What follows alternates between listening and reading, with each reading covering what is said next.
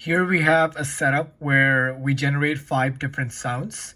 So I have sounds for yes, no, warning, try again, and success.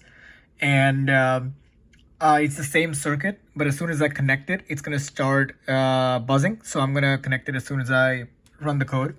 So let me upload this code.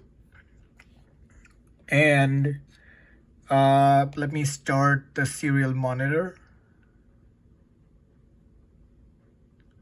And it's going to print out which sound it's playing when it plays the sound. And it's going to play the sound for like 5 iterations and then play the next sound. So we have the serial monitor and we have... So that's yes. That's a no.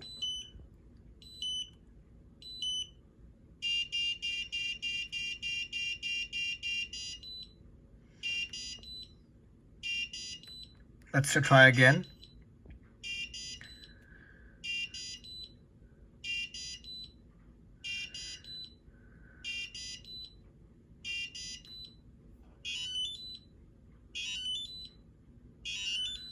Finally, success.